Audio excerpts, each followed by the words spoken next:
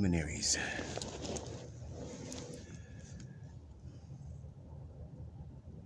Glittery ones. 'Tis I, J5. Coming at you live. Well, pre-recorded. I decided I wanted to do this video blog real quick because there seems to be some misconception about some things going on in the world today.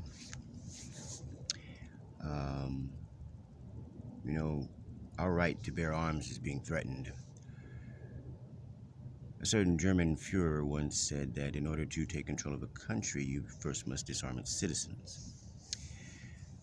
That's the reason why there's been attacks on the Second Amendment and why people are armed and ready, cocked and loaded. Americans are the most heavily armed, and it would be in a great service to the powers that be to get all the things out of our hands, such as weapons. Of course, knock down the amount of bullets, live rounds you can purchase. At least something like that, or the amount of guns that you can purchase. But you can go medieval. Just take a nice zombie slayer right here. But these are all things for protection. In the old days. Nowadays, what can protect us? Who's got our back? What power do we have against the powers that be? The vote. That's about it for now. It's the only thing that we have in our power. But right now, at this moment, they're trying to take that away.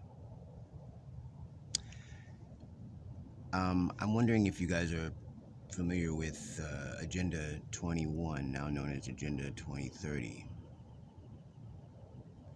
Something that you should Google, and it's very serious. Basically, to cut it short, long story short,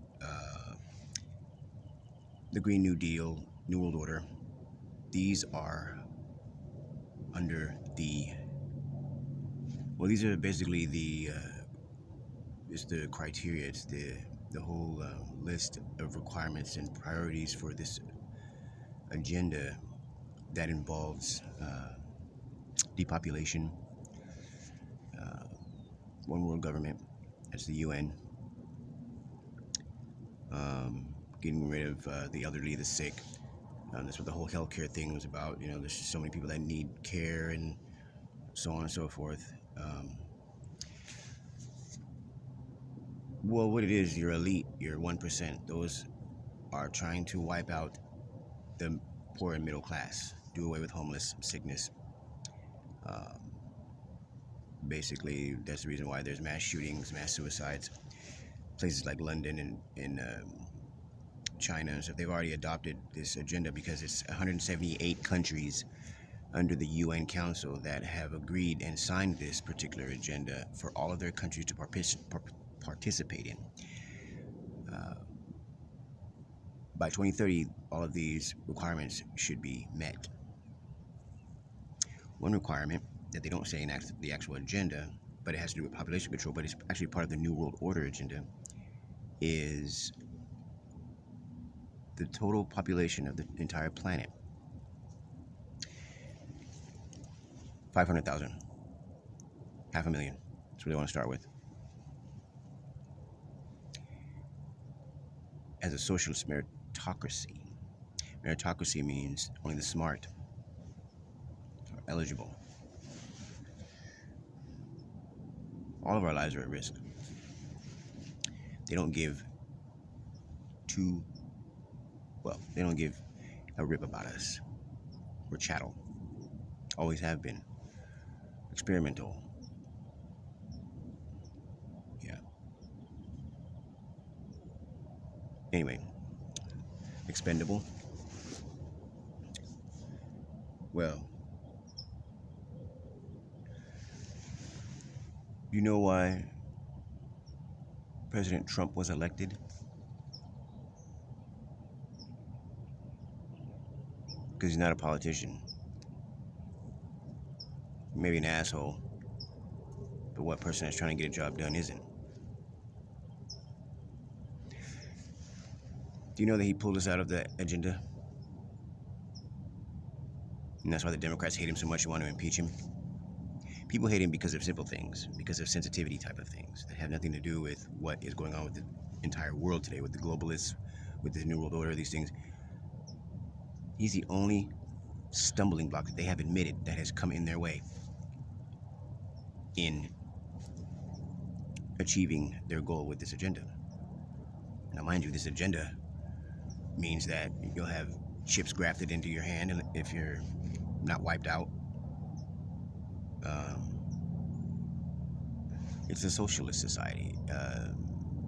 They're going to be, everyone is going to be two classes, the rich and the poor, master, slave. That's the reason why North Korea and Kim Jong-un is so missile crazy, and so, because he won't agree to that agenda. Go figure. There's certain things that this president is doing that makes sense that people don't know about. Trimming down the dead trees in the forests in the rural areas is not for just the wildfires, but termites actually create as much methane gas as the cows do in the dairy farms. Trump does not acknowledge climate change because it's propaganda. This is what they're using in order to blame us for the carbon footprint that we are leaving here on this planet when it's just not our fault. I've already explained in videos prior what that is causing the climate change. So you can have your opinions and go ahead and keep your focus on why you hate the president and what's wrong with him personally and with his character. But I mean, that's not really why he was elected. I'm in the middle of the road. I don't do the Democratic, I don't do the bipartisan thing. I'm not partisan at all. I don't really care for government at all. They're designed to kill us, and that's what they're trying to do. And hate him or love him, but your president is standing up for your rights, standing up for your life, basically, and taking a lot of crap. His family as well. During this whole impeachment process, everything. You can hate him, judge him for his character, but that doesn't need to be part of his resume.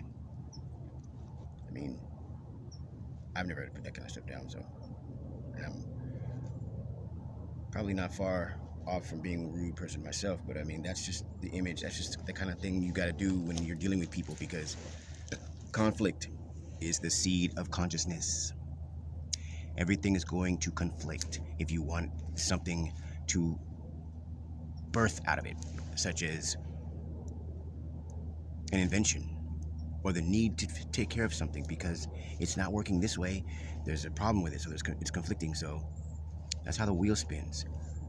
The reason why the yin and yang, opposites, the duality, those things, you can't have one without the other. So the adversary is just as important as the head honcho, the BMOC. So if you didn't have evil or you didn't have bad things in this world, you wouldn't know what good is.